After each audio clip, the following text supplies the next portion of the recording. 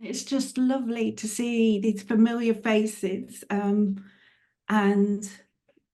just want to breathe actually and just take it all in. I had a quick flick through the screens, and it's a shame that I can't get more all on one screen to be able to take you all in.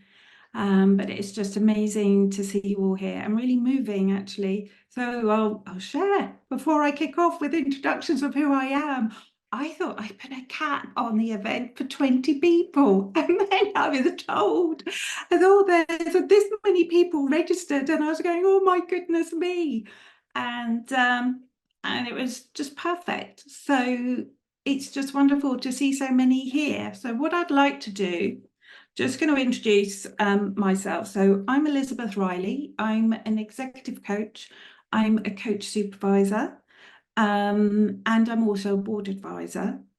My background previously was in HR, and I was a group HR director of 11 businesses, of a PLC of 11 businesses.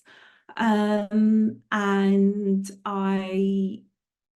so of 11 businesses, and we've won lots of awards. So we got some of the businesses that the 11 businesses had all the original entrepreneurs in, and there was an merger, and we acquired them all, and my job was to bring them all together as one group. And over the time that I was the HR director there, we got 3 of the businesses into Times Top 100. We achieved gold standard investors in people. After that role, I went on and I managed a merger also for WPP. And then after that, I've set up my own business. I thought I was HR and everyone was coming to me for coaching. So, and I thought, oh, there's something in it. So that's a little bit about me. And what I'm going to start. I will share also then something else. I will normally do it a little bit later, but I'm also also dyslexic.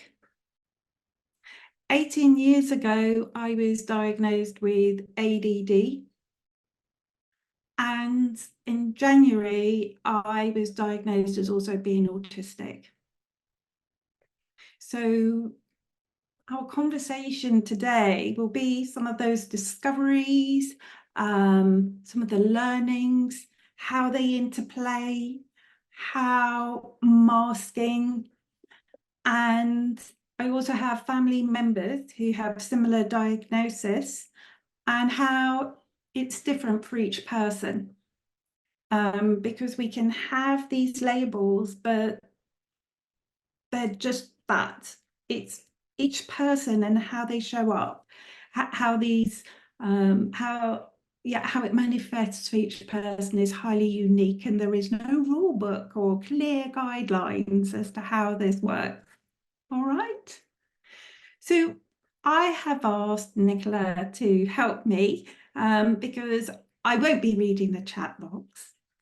And so in chat, Nicola will also may interrupt and just say, or read some bits and pieces so I can be fully present in the space with all of you.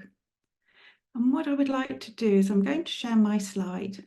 As I prepared for today, this was an image that arrived on Saturday. And it relates to our session. I'll just read what I wrote, that in many cultures, purple-coloured florals are believed to represent intuition and high consciousness. They have also associated with the gods and goddesses of Roman and Greek history. Purple flowers are the perfect colour for gifts, as they hold extra meaning of gratitude and appreciation. The purple chakra depicts at the top of the head as a 1,000-petaled lotus flower, symbolizing the universe's infinite nature. The purple color of lavender is also associated with the crown chakra and is called the bridge to the cosmos and promotes spiritual development. Lavender blossom is associated with ancient healing arts, focusing on the body, mind, and soul. Spiritually, bees are linked with rejuvenation, divinity, and the mysteries of the natural world. As spiritual allies, bees often serve as wise guardians. They represent innovation, creativity, wisdom, community, and love. One frequently crosses paths with bees in nature or your dreams. It could be a sign that one is yearning for change. What I'd love to hear, so first of all, I'm going to pause it. And I would like for all of you just to turn your mics off and for your voices just to come into the space and say hello so I can feel you. At the moment, it's just silence, just for all your energies to come in and join together. It'd be beautiful. Hi. Hello. Elizabeth. Hi. Hi. Hi. Hello, everyone. Hello. Hello. Hello. Greetings from Poland to everyone. Really lovely. Thank you. A bit emotional there.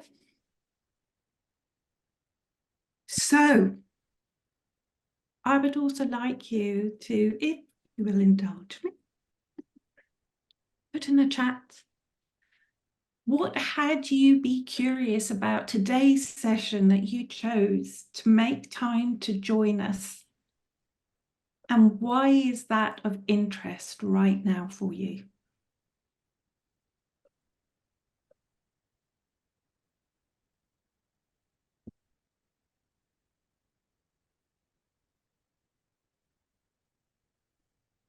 And see people typing, and as soon as I've got a message, I will yell that one out.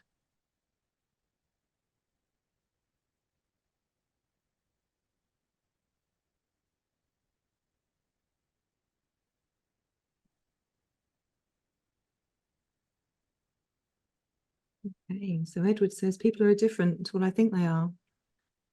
Louise says, feel a bit naked as a coach in terms of neurodiversity understanding, and that's not fair to my clients. Glenn says, D&I matters to me personally and in my business to drive results. Karen says, I want to be better able to support clients, I want to be better understand what neurodiversity is like. And Lisa says, I've started receiving neurodivergent clients and thought I had found out that I probably too have ADHD and autism, going through a diagnostic process now. Carlene says I'm dyslexic and a highly sensitive person who coaches others. Oops. Who are like me, says Klein, sorry. Also says new learning, new ways of thinking. Sarah says always keen to learn more, popular topic at the moment. George identifies as neurodiverse and would like to coach neurodiverse clients. And Mary says that neurodiversity is becoming ever more important. Anne says to gain greater clarity, to be able to coach people, help them be better. Catherine says adding a chapter on EDI to the second edition of her book on internal coaching. Need to understand more about it. Charlie says have neurodiverse family members, clients, and also potentially myself, not diagnosed, want to support others more effectively. And Mina says I want to be a responsible professional, finding out what I need to know to work with neurodivergent people. Sorry for talking bees quite quickly, but there's really good insights here. Clara says my most loved ones, love for humanity and curiosity about how to embrace diversity fully. Melanie says as a teacher, mother and wife, this is a topic of huge importance to me. And Pilar says, hi there, for me it felt long overdue, subject to catch up with, want to act from inclusion in practice. Amy coaches neurodiverse clients and works with schools, so more understanding is always better. And Robin says, interesting confluence. I'm a coach, also an ERG leader for disability, so fascinating coming together of the two threads. Naomi is exploring own and family's possible neurodiversity, and also have a wonderful role as a sessional coach with young women overcoming economic injustice. And a huge proportion of those women have ADHD and autism. Jo says, working more and more with more neurodivergent clients, and love the work. The son is also neurodivergent, and this subject is close to heart. Flora's daughter is autistic, can see the challenges she faces in her life, would like to learn more and be a better ally and coach. Nitha says, not neurotypical, and it bothers me. Can I be good at coaching? And Caroline says, our own journey into understanding neurodiversity and also the work we do with clients who are neurodiverse. Okay. More dots. Yeah. We've got another 25. Would you like me to? Okay. I think we'll pause there, but we'll have them all in the chat and for you to just have a flavour of what's coming into the space.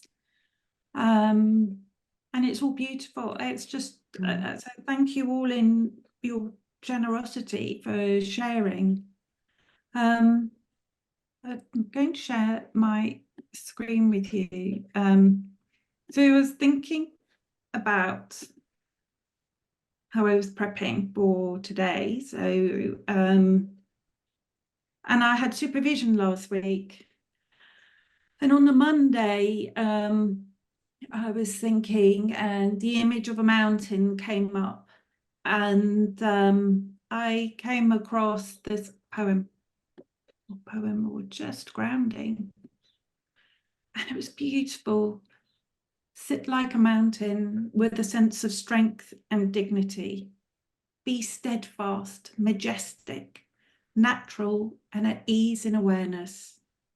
No matter how many winds are blowing, no matter how many clouds are swirling, no matter how many lions are prowling, be intimate with everything and sit like a mountain. And what was beautiful was the supervisor was someone new. I haven't worked with them before. I'd attended a webinar they had done, and I was curious, and I asked, have you got time for supervision? Because I'd love to work with you. And she said, yes, but I'm going to be away. And we connected on Friday, and she was actually skiing.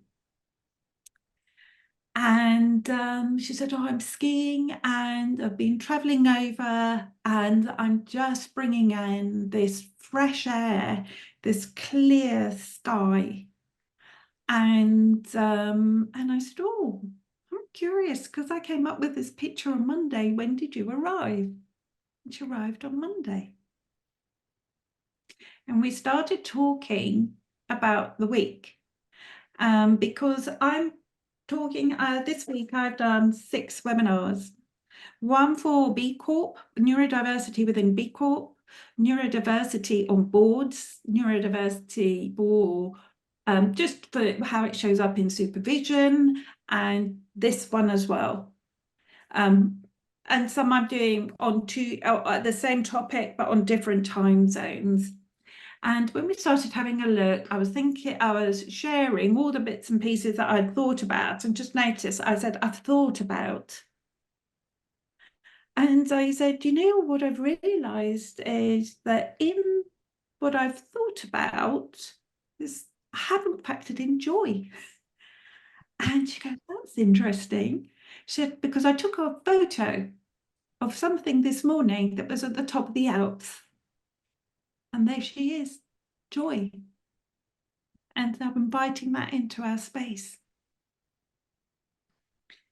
So I also just, and I was struck, this just laughter, the colours, and the openness in the mouth and the smile is beautiful.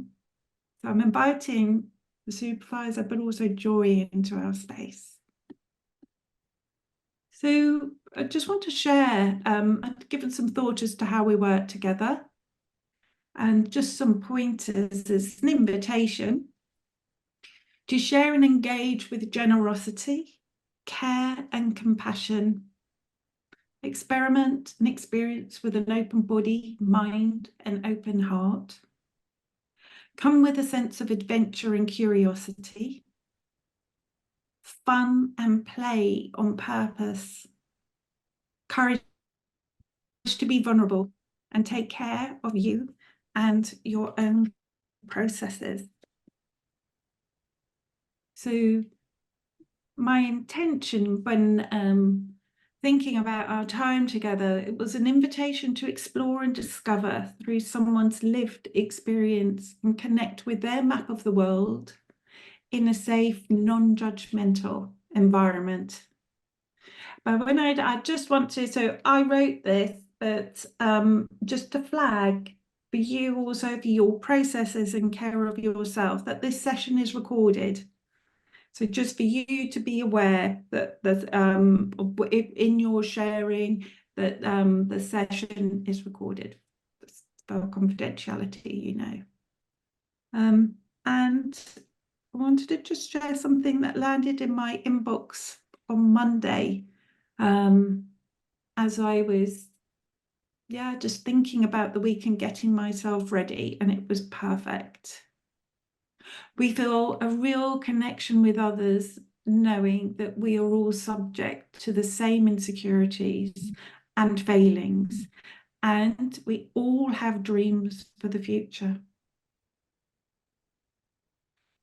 So with that, I'm going to ask Nicola to set up some breakout rooms, and you're going to go into groups of 3. And I would like you to explore together what would make our time together valuable for you.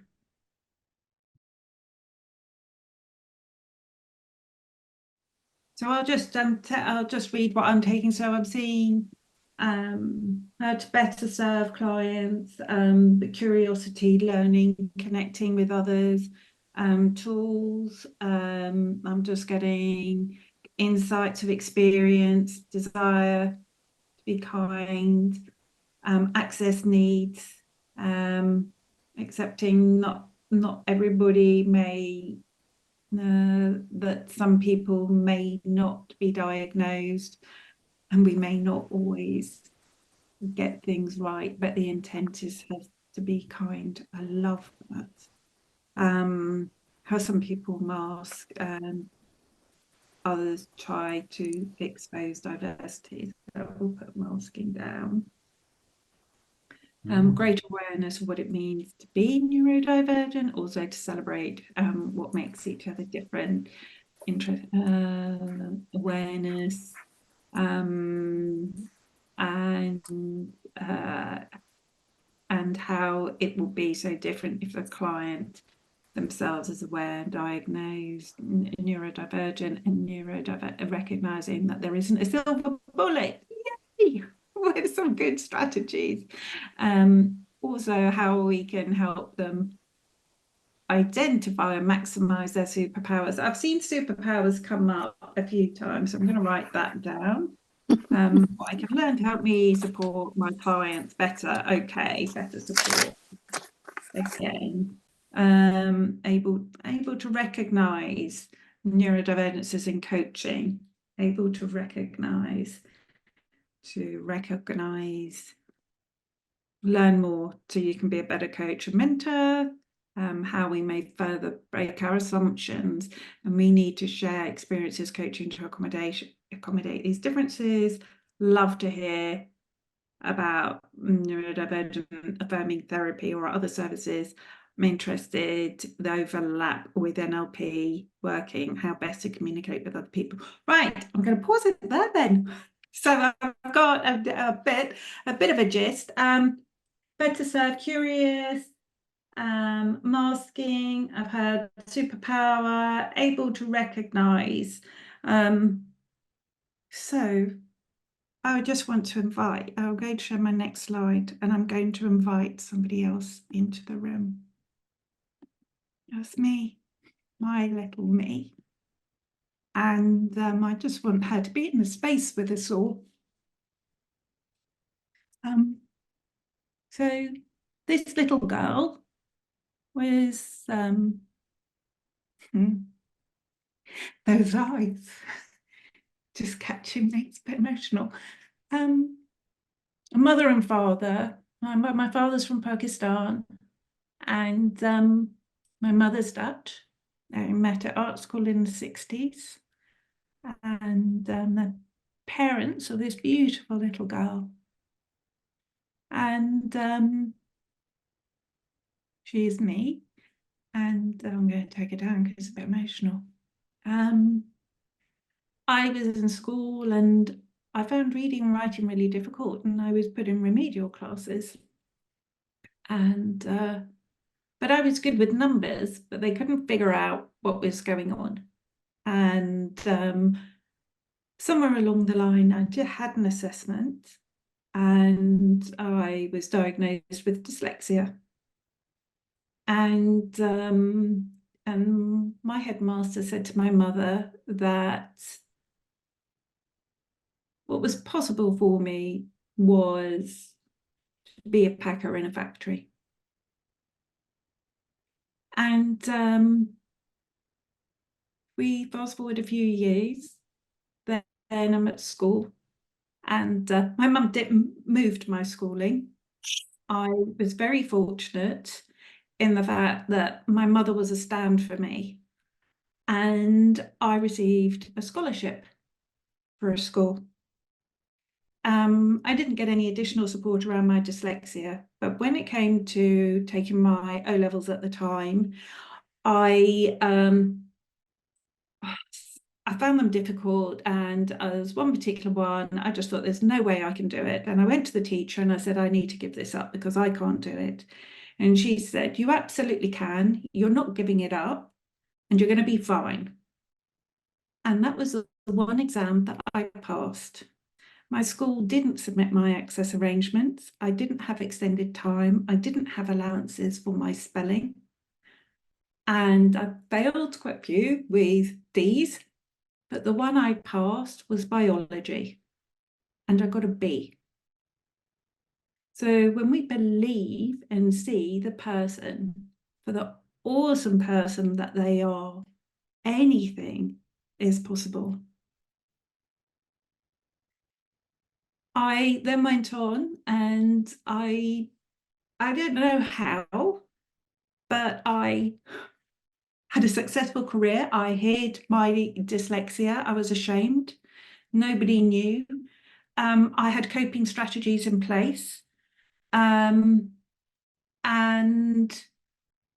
we fast forward 18 years ago, one of my children, I received a phone call from one of my children's school to be told that they thought one of them had ADHD.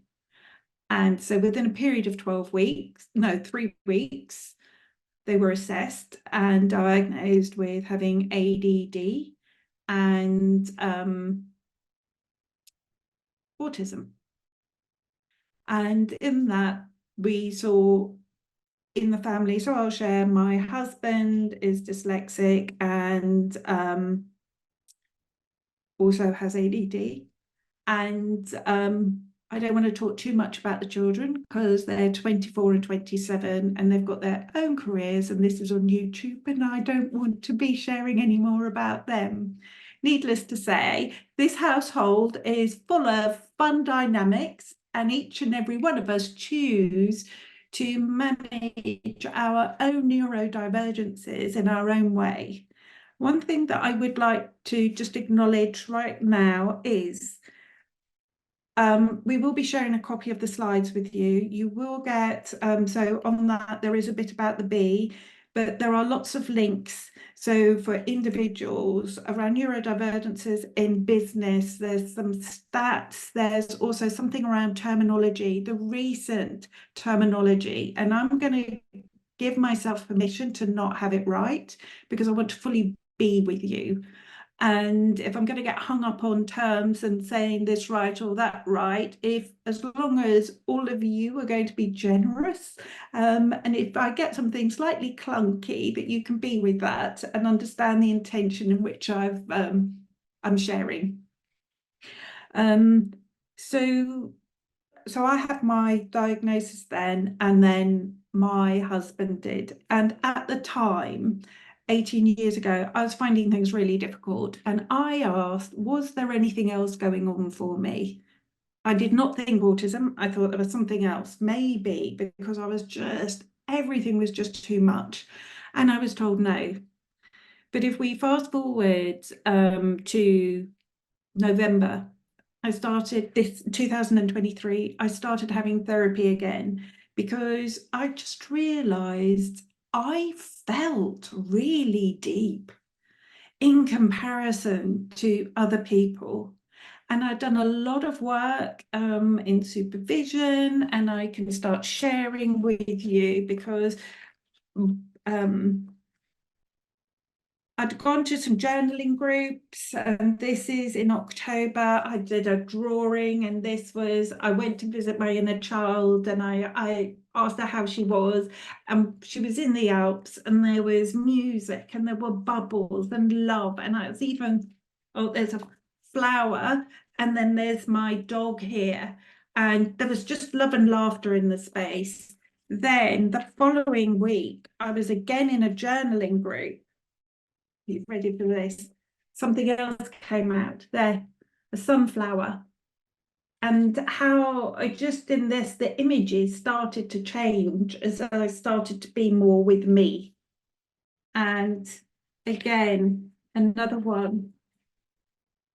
I spoke to my inner child, and there was, I called her an angel, but there's the multicolour there and love. And for me, then there was this connection to higher power, or this, and I was beginning to try and make sense. I'm looking for dates here. So there was a lot going on in the space, but I was struggling. We'd had my mother-in-law had passed away, my father-in-law had had vascular dementia, and I had done a lot of the caring. I had done my supervision training with CSA, and there was who you are is how you will supervise. And in coming out of corporate, I was connecting with myself in a very different way to how I had previously. And when I was doing my training, I noticed that I used, because Karen Prentice talks about this walk, a supervision, a walk in the garden, and we stop and we pause and we look.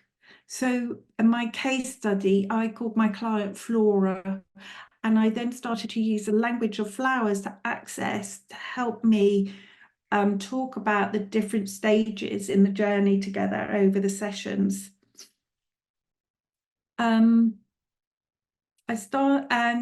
I started therapy again in November, and the therapist asked me to do something, and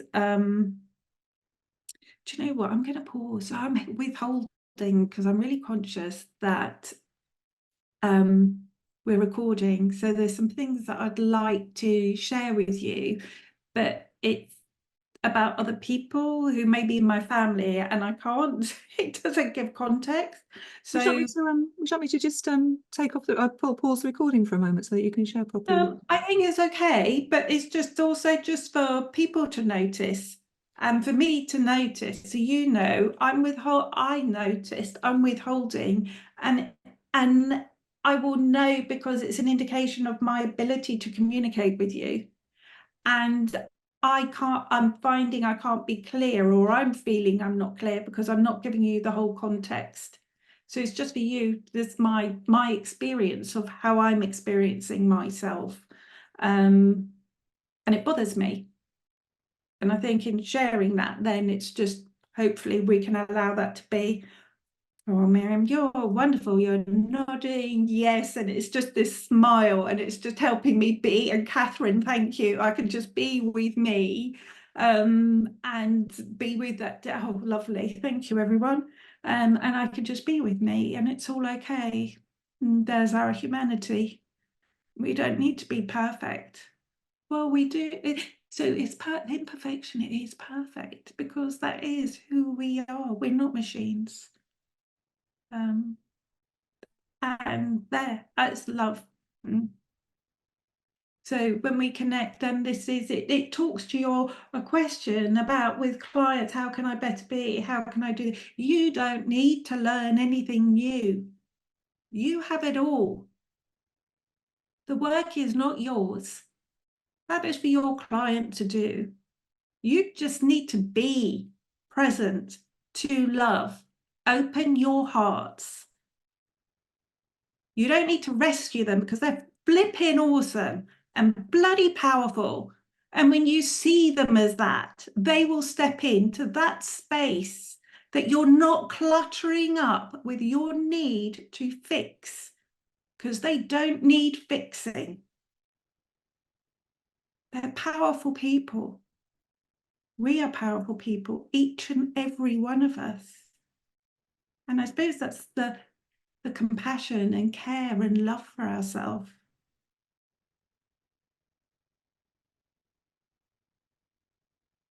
So I'll go for my soapbox. I noticed I was having lunch with someone today and we were looking, I always get activated when someone says no to me. And I was sharing all about B Corp businesses, and we were talking, and he goes, oh yeah, no, that won't work in my organisation. No, it won't work. And I went, oh, that's interesting. You're saying no, but when you say no, there's no opening for possibility. It's nothing, it's shut.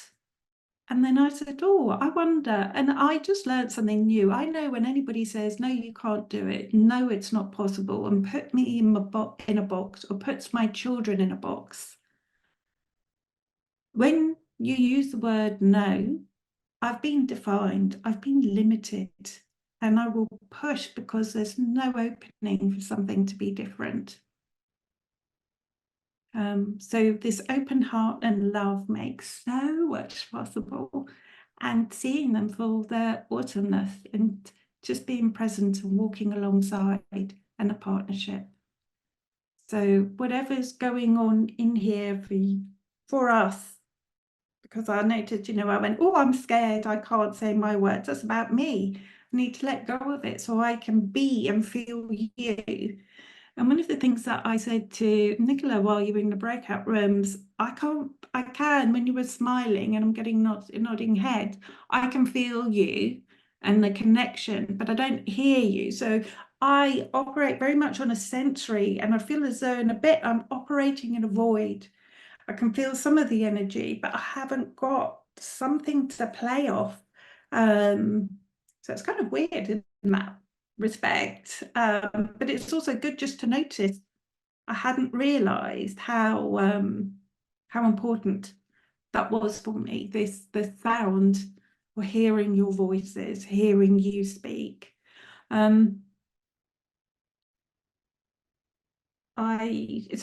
I was working with a therapist. She asked me to do something in November, and I went down. I crashed. But before, I'll share two things, because we're talking about lived experience here. So I'll share two things. So on November the 9th, because I put it in this book.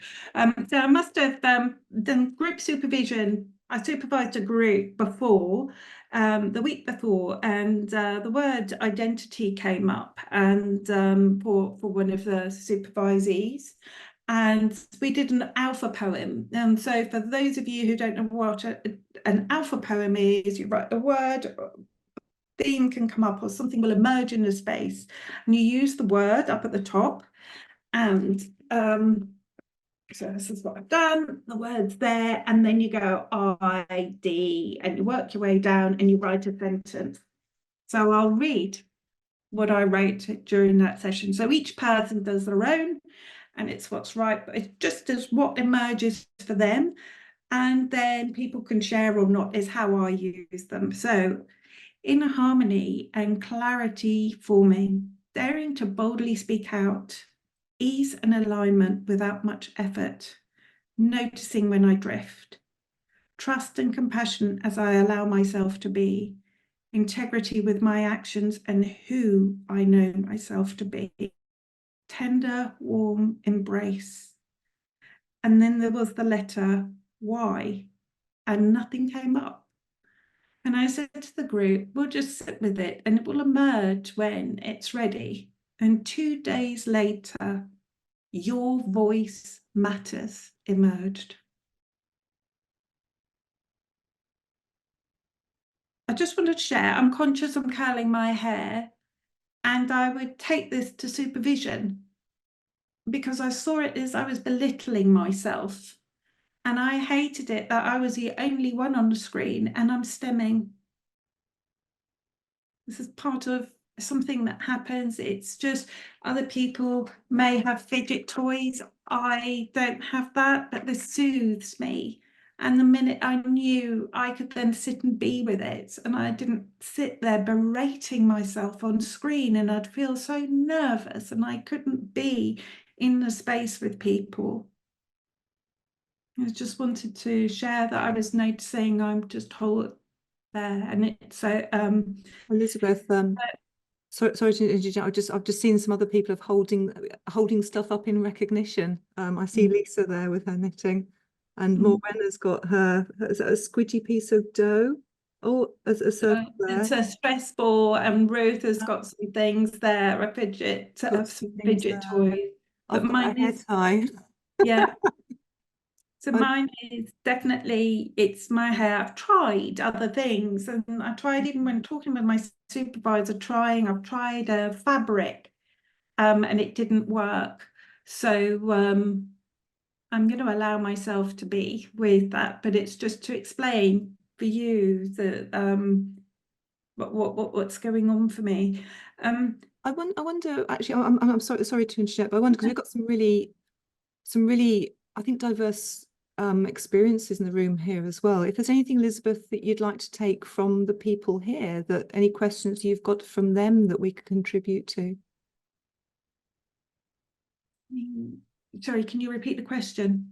Yeah, sure. What would you yourself like to gain from the hive mind that we've got in this room? We've got some, I know we've got some great practitioners here, and we've got some really interesting insight from people and how their experiences have maybe shaped their own coaching and mentoring practice. I was wondering if there's anything that you yourself would like to take from this. So what I would like to do is just finish of where I got to in my diagnosis and how it happened, and supervision and how supervisors enabled me to get there. And I will take, I'll say 4 minutes. I want to read a poem, and then I'm going to open up and just ask what's bubbled up and people would like to share, or what are they noticing for themselves. And people can either do that in the chat, because I find it very limiting when people put that, ask me to put that in the chat, because I can't do chat and be present.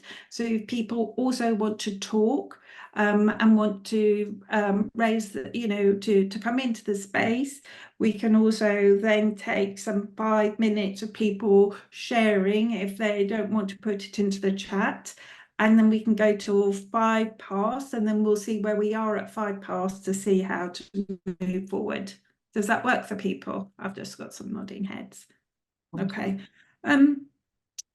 So the next thing, this is before it's still the November the 9th. I was talking to someone, a wonderful gentleman, and Clara will know him, Sir Michel Morel.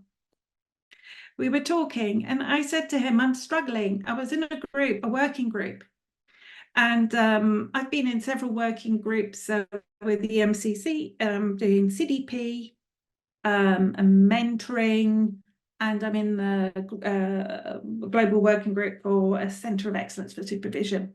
And I said, I don't understand groups. I'm really kind of struggling. And I think some of you may, and I know Rajvant's been a witness to me when I'm in groups, and Luca maybe as well, I bump up.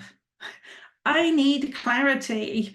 I don't like the questions. If the questions aren't clear, I will disrupt that space, because I can't move forward, and I'll go, what does this connect to? I don't want to be told just, this is the question. Well, why is it the question? How does this connect to a bigger system? If I can connect to it, I'm not on a factory line. Don't just give me this bit. I need to see and understand systemically the whole lot.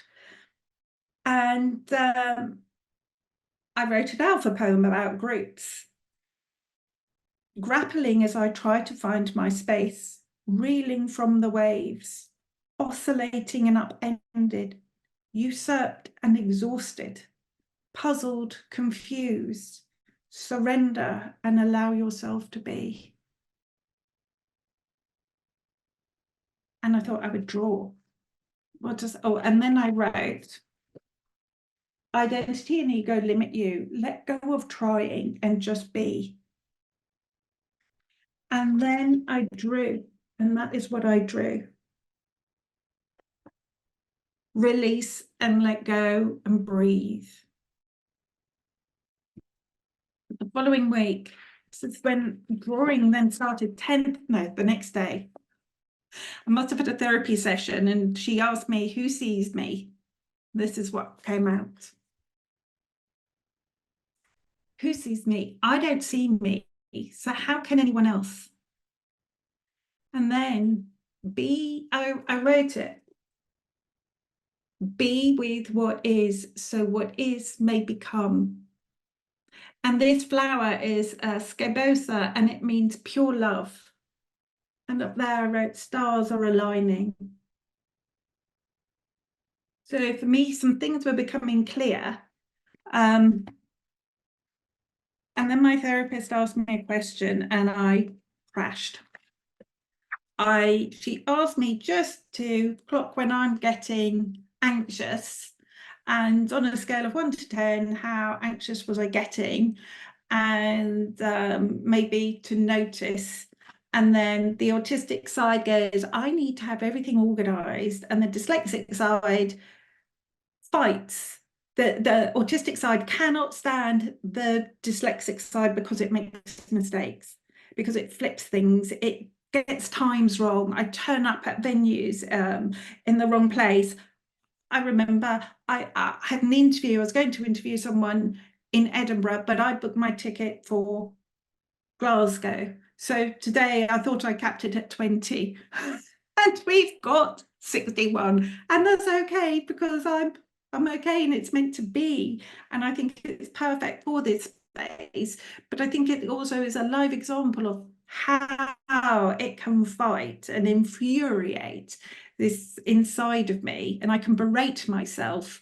But when I had my diagnosis, the consultant said to me, so I twigged in November something was wrong. My therapist said, let's go and see and get you assessed. And that was end of November. And I had my assessment on the 11th of January. And I am incredibly privileged that I could have access to insurance to be able to get that diagnosis. I will also say I had to flip and kick ass, and no one's going to get in the way. And that is also who I am. But I could hear when I rang something in the person's voice. They weren't telling me the truth as to why it may be delayed.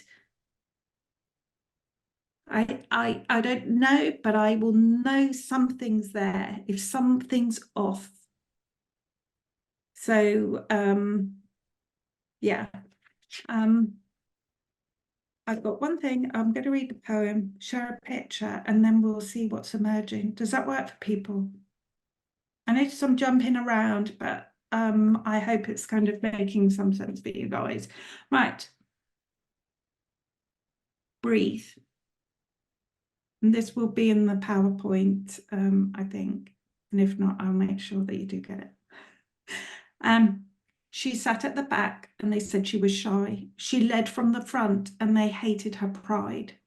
They asked her advice and then questioned her guidance. They branded her loud and were shocked by her silence.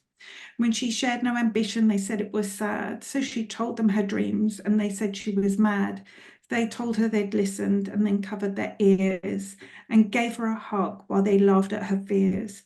She listened to all of it, thinking she should be the girl that they told her to be best as she could. Then one day she asked herself what was best. She asked what was best for herself instead of trying to please everyone else. So she walked to the forest and stood with the trees. She heard the wind whisper and danced with the leaves. She spoke to the willow, the elm, and the pine. She told them what she'd been told time after time. She told them she felt she was never enough. She was either too little or far, far too much, too loud or too quiet, too fierce or too weak, too wise or too foolish, too bold or too meek. And then she found a small clearing surrounded by firs. And she stopped and she heard what the trees said to her. She sat there for hours, not wanting to leave, for the forest said nothing. It just let her breathe. and I did a drawing.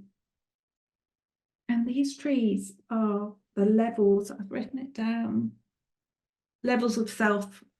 So individuals, community, relationships, group, family, society, world, and then 7 levels. And then those are the resources for me. And if you see, I'm there. And there's love. And I'll tell you the date in a minute, but this was the Wood Wide Web. Not sure if you've heard of the Wood Wide Web. It's a fungus on the roots of of trees, and how the woods and the roots all talk to each other. The trees know, and they send resources. And so for me, it's this Wood Wide Web, and all the trees are interconnected, and they're resourcing me and giving me strength, and then I'm surrounded by love. And each and every one of us have got this, and everybody is unique, and we just are all perfect and fine, and there is nothing wrong.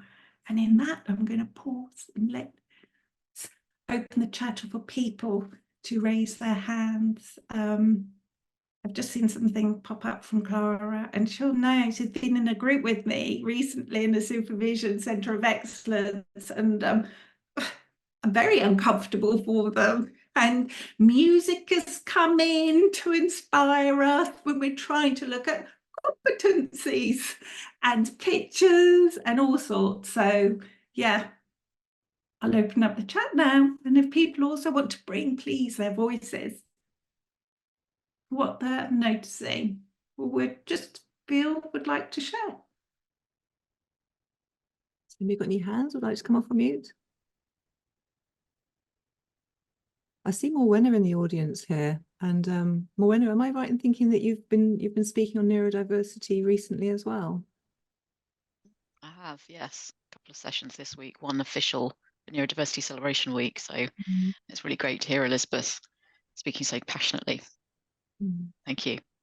Thank you for being so real. That's really moving. Thank you. Karen, I think your hand's up first. Oh, Karen's hand's down. You. Mary. Oh no, who's it? Yes, go. Thank you very much. It was very moving and courageous to hear your story. I myself am an adoptive mum, and what it brings up for me is Bowlby's work on attachment, and as part of my adoption preparation, watching the film of John, and I think it actually kind of points towards belonging for everybody, and I'm so grateful that I've had that experience and have had to struggle through that attachment journey, but I don't think it's just the adopted. I think it's relevant, particularly pertinent for people in the adoption community, but it's also about all of us and that sense of belonging and how we can invite that for everyone. Well, Karen, you're speaking my language here, and I thank you for sharing your story, but also sharing how things are for you. Belonging is what it's all about. I really am not about silos, and I just celebrate everyone and their uniqueness and their beauty. And when there was some miles and I was going, oh, there was a neurodivergent coaching group, and they're going, oh yeah, here, ADHD, and I was saying, but this is how it's for me. This is and they're going, oh well, that's best practice ADHD coaching. I went, no, it's not. It's best practice coaching. We don't need to overcomplicate any of it. My supervisors, none of them are neurodivergent or have any experience of that. They just held and loved me and were able to be with me and didn't come in and rescue me with the get into the Cartman drama triangle, take yourself out and just sit and love, and things open up. And Nancy Klein, this generative attention person has the answers within. We do not know, and who are we to be so arrogant to think that we do? So I won't go up to my soapbox. Mary, your hand is up. Thank you, Karen. Elizabeth, thank you so much for sharing your story so openly and so beautifully there. And it just reminds me, actually, I was in a book group, a coaching book group discussion last night, and we were discussing a book called The Human Behind the Coach. I've heard it, Claire Perdrick and Lucia Baldini. And practically everything that you were saying about just being and all of those wonderful qualities of caring, of loving, of sending out compassion, of the quality of attention, of courage, of everything, it's just reinforced everything that I have heard through that avenue. And actually being able to hear you talk about it so passionately tonight and with such feeling and with such depth has just been lovely. Thank you. No, thank you. So I've talked about that it will sit over here with us, and I'm going to use you as a prompt for my generative thinking, and also just to, if that works for people. So something that's just popped up was, so Robin Shoei is, he says, if we come from love, we are all love. And when we hear judgment or blame of ourselves or of another, fear has crept in.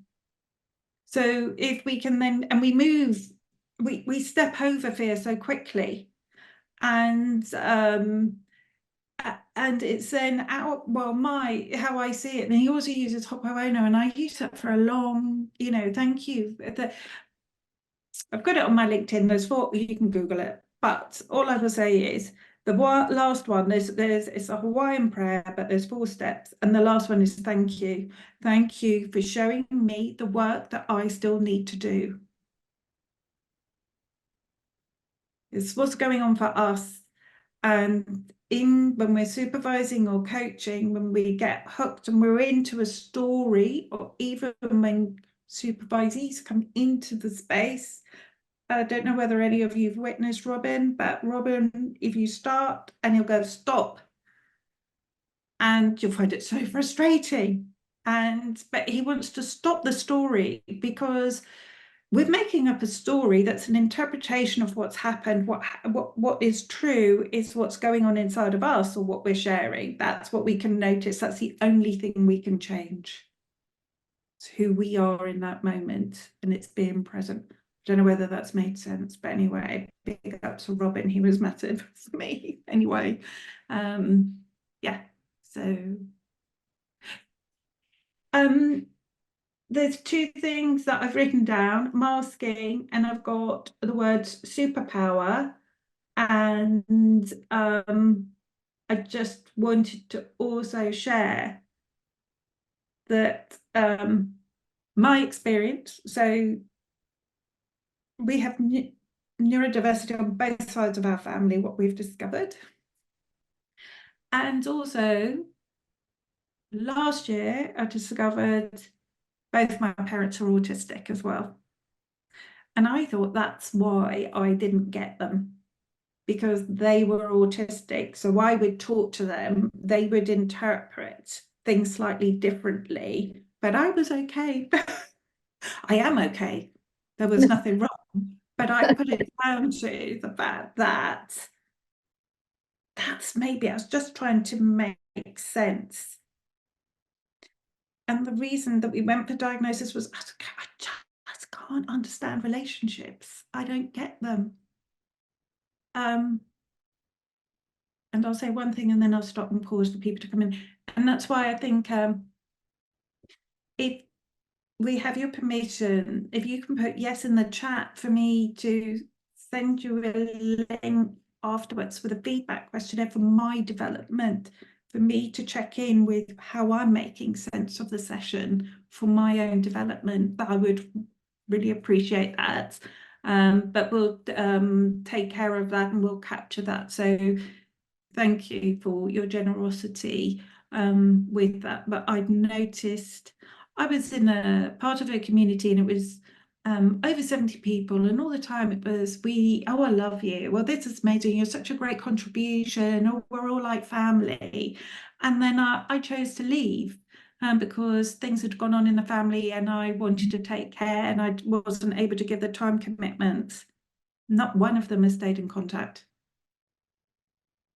And I don't understand that. And it's okay. As I know when I'm talking with my supervisor, it has been look about spaces that you are celebrated, where I feel safe, where I feel happy and valued and seen. And so I can let go of places where I don't feel that. And I'm not going to worry about it. But it's still part of my development, I think. But just in sharing and explaining as to why that would be of value.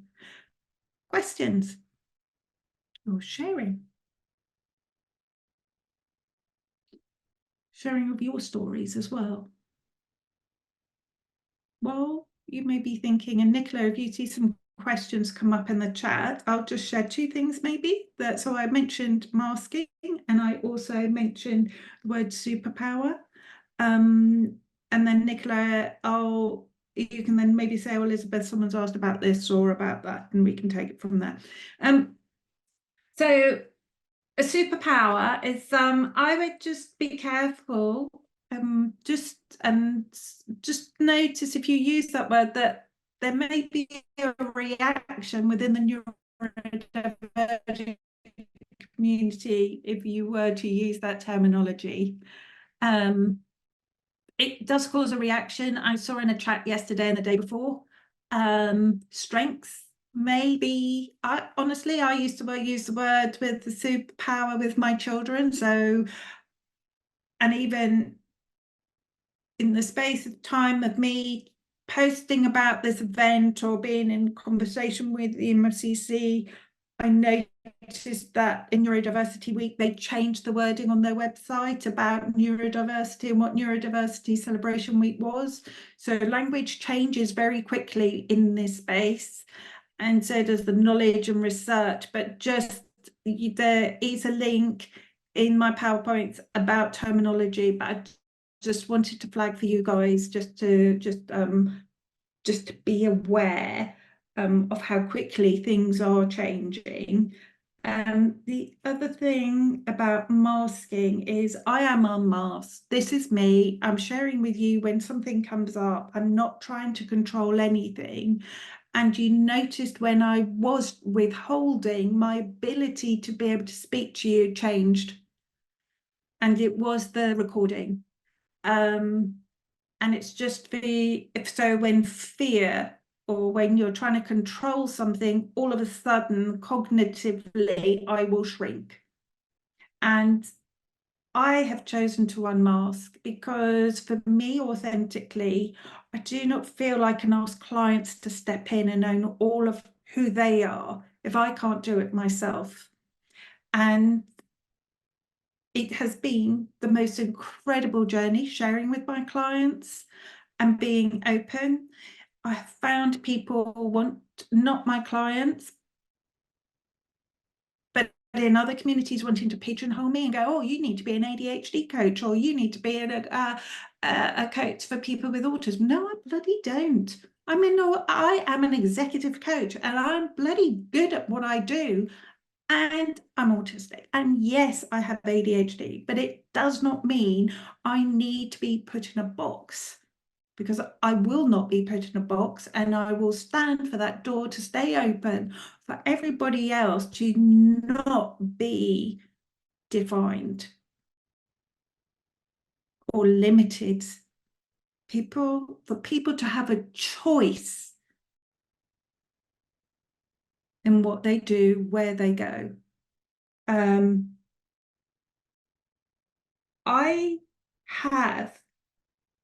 am immensely privileged, and I wouldn't have said this even 6 weeks ago, but I am immensely privileged that I have the luxury of choice in being able to unmask. There are a lot of people who do not. And cognitively, to mask and unmask and then mask and unmask takes so much toll on someone and hinders their ability to perform in the workplace. And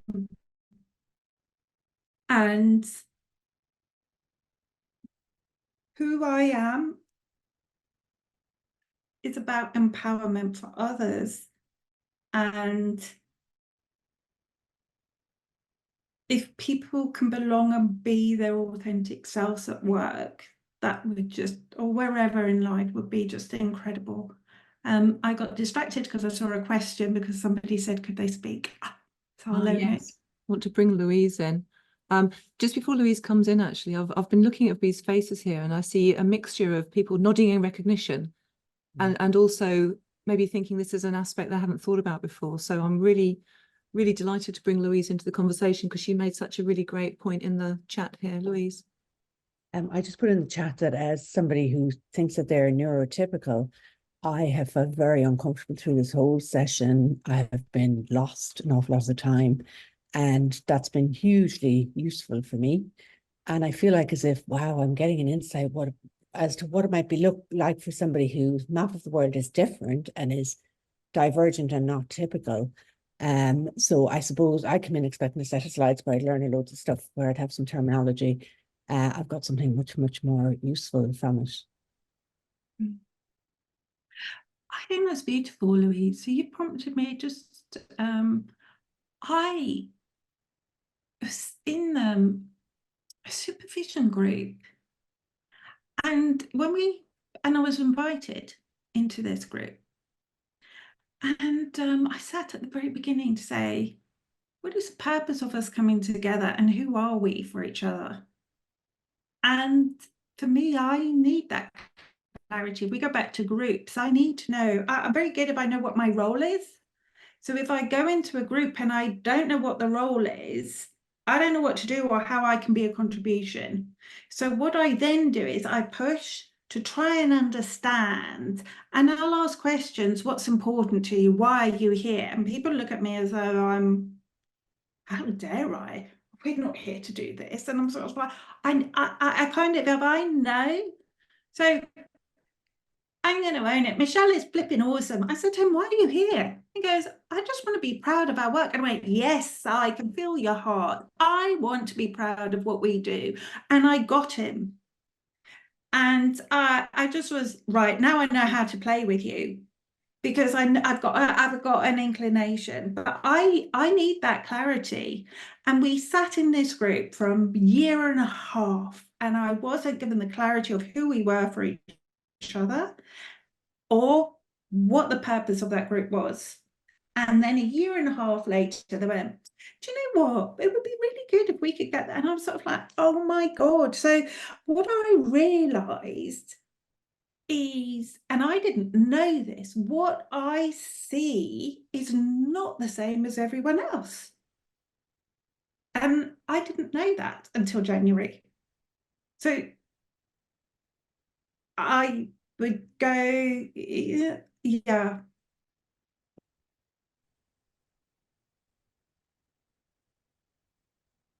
I've got questions popped in chat here as well from Clara, and it's around masking. And Elizabeth, thank you for leaving your mask at the door today, because it's been beautiful seeing you in action. But Clara's question is, don't quite a few humans mask, who are, even though they might not be neurodivergent, but perhaps it's a relationship for other things. So Clara suggests maybe shame or guilt, and she keeps wondering whether the masking could be something else other than neurodivergence. Do you have a view on that? So masking, it can be this imposter syndrome, or we're pretending we're told, fake it till you make it. Women are definitely, oh, you know, you can do your power dressing, wear the clothes for this or for that. But I think this masking, what you would notice definitely with me, how I can't communicate. I'm slippery. I don't want to, so when I want to be polite. I don't know quite how to say what I need to say, and I'm trying to be polite because I don't want to offend you, because I know that normally I offend, and I know that when I go out with my husband, and over the years, he will turn and look at me, and it may be after a few drinks. I don't know if it's when we've been drinking, but when we're socially, he will look at me and he'll give me a kick. And I don't know whether it's then because I've had alcohol, I'm slightly you know, my mask is coming away, and I will say what I think, and he's worried I'll upset people. So there is this fear in me before. So I will share and I'll go, do I have permission to share? I've just noticed something's come in. Would it be okay? And I'll ask, or I'm just, you know, they know. So clients now go, I'll go 1 minute, and then more questions. So 2 things.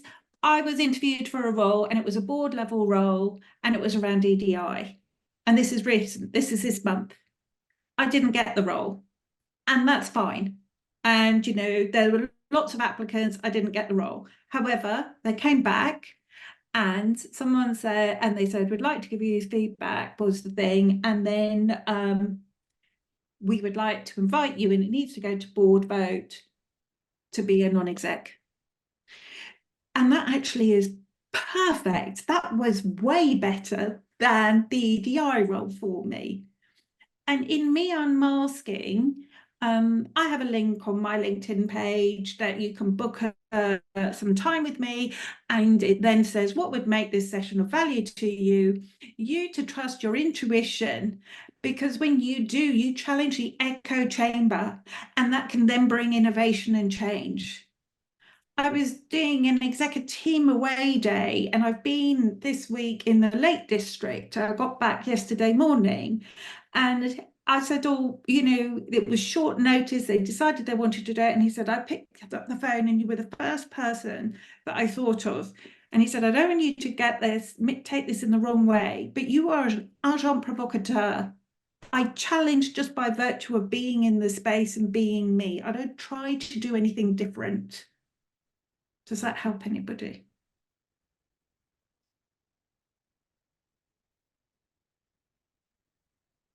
Doing a lot of talking. I think it's very boring, but I will sit with it. Well, actually, there's a question here which perhaps we could all chip into. Myrna says, what would your advice for how to help someone who might not know they're neurodivergent to start talking about what they might need with you as a coach?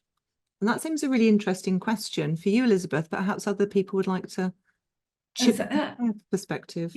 Yeah, so I think with anything, just ask. So even in business, if you have a neurodivergent employee and a line manager, the line manager doesn't have to do every. So there's something about someone who is to self-advocacy, and to see them and to help them be in the adult space where they can ask for what they need, and for you to, you know, I think it's this meeting in the middle. So I remember sitting, Lily Cito did a thing, and what was it? It was a GP.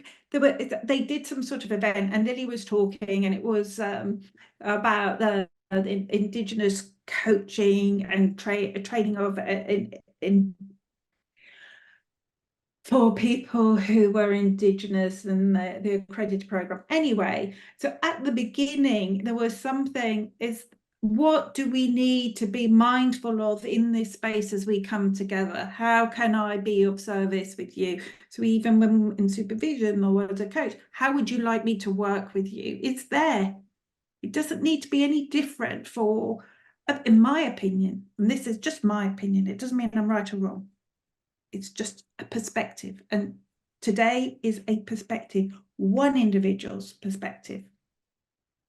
It is not the perspective, it is just one person. Naomi, help? with your hand. What you just said there about asking people, I loved what you said earlier about it's just best practice coaching. It's not necessarily, I thought that was fascinating and really reassuring to the way I've been approaching it.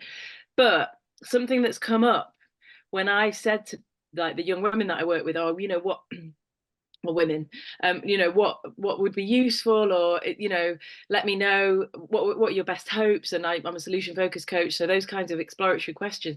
And sometimes, especially the women that I work with ADHD and autism, like, I don't know, and really panic with those questions. And then I want to obviously create safety, and I want it to be really comfortable, and I also really want it to be co-created. And so what do you think?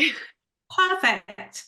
So if we take this as 0, well, no, I think this is perfect considering the time. So Nicola said to me, Elizabeth, as we go to close the session, I will ask you a question, and I will ask you, you know, what are your reflections, or what are you noticing, and what have you taken away for yourself today? And I said to her, well, that's really interesting, because I won't know, because I can't access it. So I said, what I may do, so this is why metaphor drawing. So Robin was really good. He doesn't use, I think maybe he does use a metaphor, but what the way that he explained it is, and the way that I will say, right, I will even think I can be very heady, thinking brain, and that's where that I will use that as a way out. I think that would be the autistic side. Oh, I'm going to use my thinking brain and it lies to power over. But actually, my body knows way in advance. And if we look at the nervous system, it knows way in advance. And I'm trying to find a way to connect my body and my heart more, because it knows. Now, Roman says, oh, when you use creativity, it's like going around a back door into your subconscious. So then when I'm using those alpha poems, or just asking people to journal, it gives them a way to access in another way. And I'll ask a question in my right hand and I'll answer in my left hand, because when we answer in our left hand, we're using or having to focus on, and it just accesses another side. So, and I will say to people, because I would veer away from creativity, I will go, oh, shall we just experiment? Shall we try something new? And you can go, I've not done this before, but let's see if it opens up something. And it gives you both permission just to see what you may notice. Does that help?